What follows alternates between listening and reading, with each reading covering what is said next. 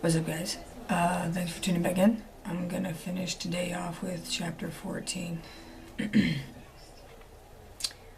Malice, come help me unload these pieces of wood from the deck. I stood from my knees covered in speckled cement. Sure, that's a good idea. Why not? Just remove your gloves. I huffed, climbing out of the pool to aid Trenton with the wood.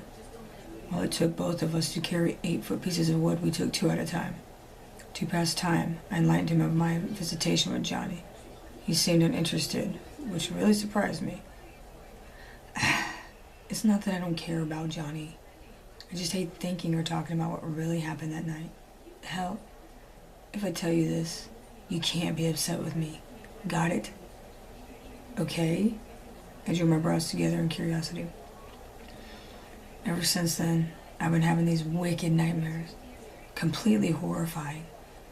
And I obviously can't call a shrink and explain to them why my head has been so fucked up. I can just see it now. So, Trenton, why do you feel you keep having these nightmares? Oh, I don't know, Doc. Maybe because a few months back I decided it was wise to kidnap 3 guys I hated, take them to an abandoned train station, and torture each one of them to death. I'm not exactly following. Why the fuck would I get upset at you, over you having nightmares? He said before answering.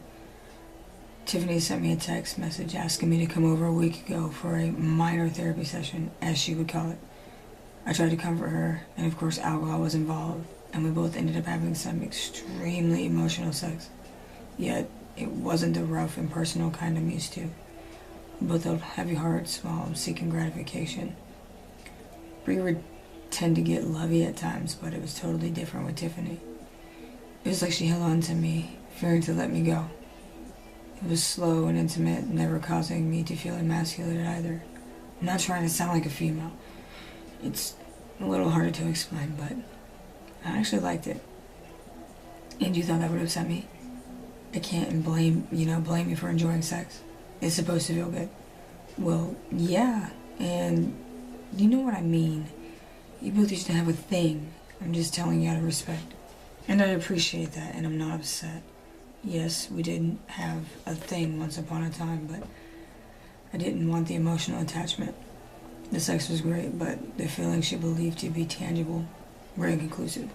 Plus, I did a fine job at fucking that one up. You must really be into that girl's Sky, aren't you? A large smile gave him a definitive answer. What happened with you and Bree? I guess I felt the same way about her as you did Tiffany. Are you guys like a thing now? I don't really know what we are. I guess we're just testing the waters. So your pretty folk was, in fact, one instilled with the intentions of healing one another, I take it. We dropped the final haul of wood onto the grass, panting to catch our breath. Trent wiped the sweat from his forehead, squinting into the sun as it began to set in the west. Look, as much as you hate hearing about the details, the same amount is shared in my attempt to explain them. Tiffany just randomly happened, and it was probably a good thing. Who knows? Besides, aren't you striving to pursue old girl in Chicago? And he smiled, easing the tension. So what if I am? I returned the gesture. By the day's end, my hands were embedded with splinters and discolored by wood stainer. I went home and took a very long hot shower, nearly scalding my skin to the bone. And my father did one thing right. It was replacing that damn water heater. I sat down on the cracked porcelain, letting the smoke from my joint vaporize with the steam, unleashing dopamine and serotonin through the corridors of my brain that filtered into the air. I began to daydream. My mind took me to wondrous places, inviting erotica and infectious curiosity. The hot water hit my face, streaming down my abdomen, creating a large puddle around me. I kept inhaling deeper until the paper burnt the tips of my fingers. As soon as I realized it was out, I dipped it into the water, drowning the fire. My thoughts aroused me so greatly that I eventually took hold of myself, gripping tightly as my mind took me further into a deep enigma. Seeking release, just wanting to feel the slightest bit of excitement had me going until my forearm burned. Gaining self-gratification several times before noticing I was sitting in a tub full of clouded cold water, did I finally decide to get out. I had a voice on my phone from Tiffany asking if I cared to join everyone down at the pier to have a good time. It caught me off guard considering none of us have really hung out lately, but I did nothing less than gladly accept the offer. I haven't done much of anything since Johnny got locked up. Shit just wasn't the same without his maniacal behavior influencing us all to live recklessly. Then again, I'd rather die in my sleep than continue staying in this hellhole I called home. My father hasn't been around much in the past few weeks since the misfortunate passing of my mother, but the further away he remained, the more my sanity clung to whatever life it had left inside of me. Arriving at the pier, I could see Colton and Jacoby assaulting a claw machine for God knows what was inside. Trent was leaned up against a pinball machine with Tiffany bearing into his chest, laughing carefree. Their love fest rubbed me the wrong way as I walked up to them, barely noticing my existence. Colton was the first to say hey, and then the rest soon followed. I dug my hands deep into my jean pockets, giving a fictitious smile. Your facial hair's gotten so long, I didn't even notice until now, Tiffany smiled. I took a hand to my chin, stroking the lengthy coarse hairs. Yeah, kind of like having facial hair, but I keep my head cleaned up too.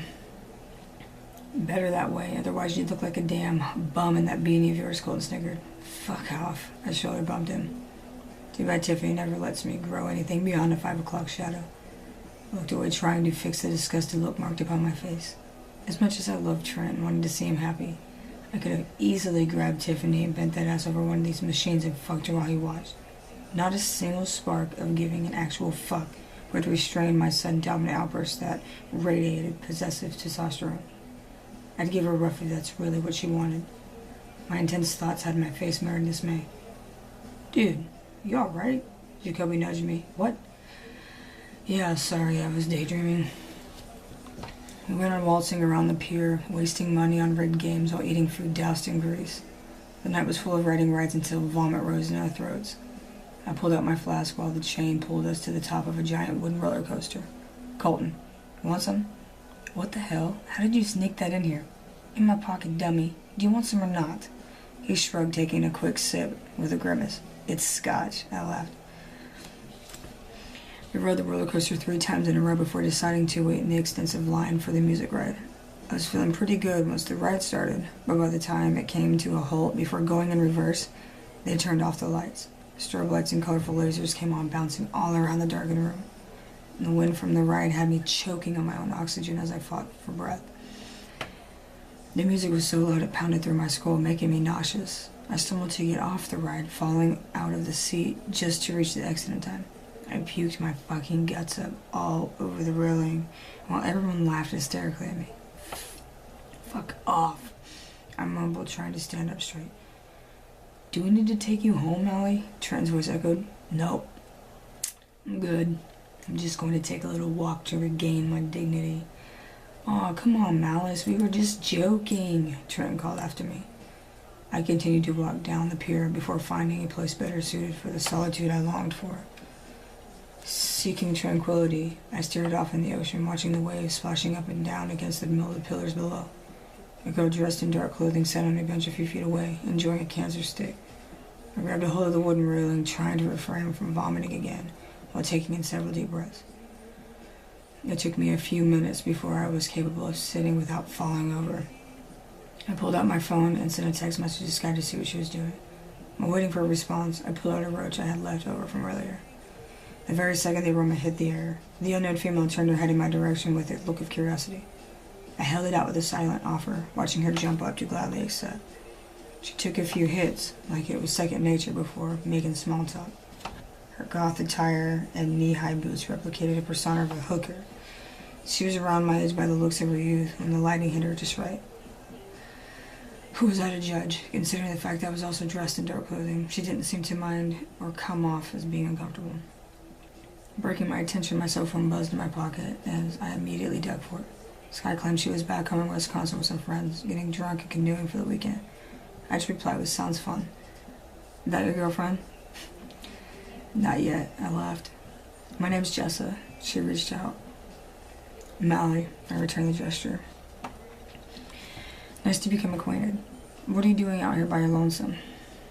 Oh, no, I have some friends that are off riding somewhere. I just needed to take a break. I feel you. Thanks for sharing your bud. I needed that. Not a problem.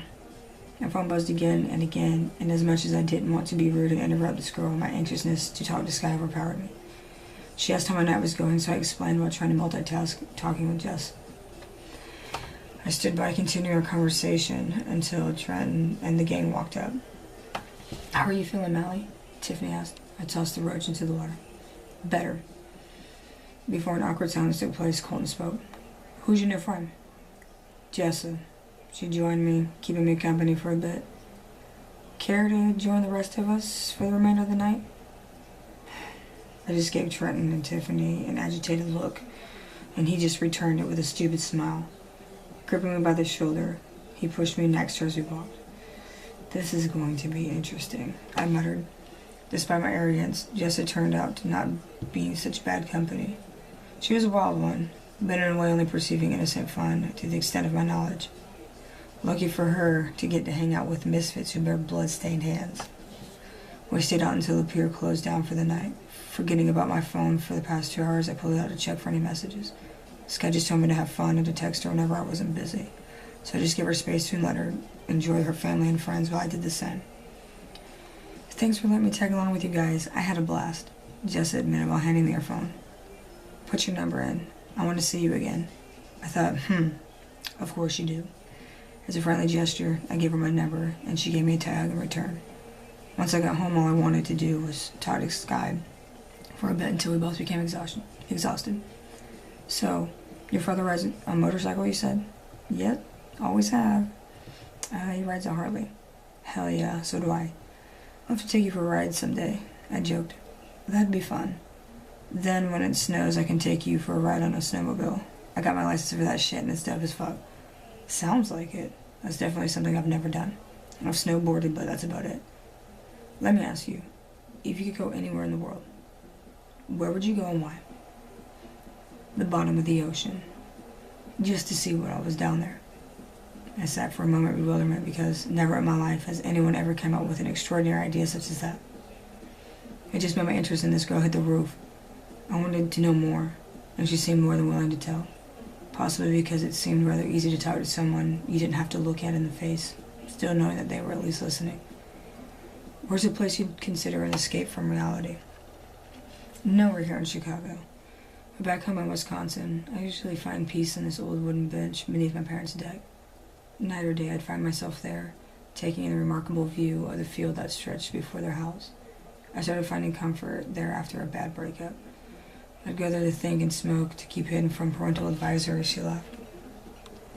When my father and I would have it out, I'd either go into my room blasting music through my headphones to drown out the nonsense, or escape through my bedroom window to go hang out with my friends. We'd do some crazy shit together, like go down to the railroad tracks and tag boxcars, drink and smoke wherever we felt like. We tried to keep our inattentive behavior municipal.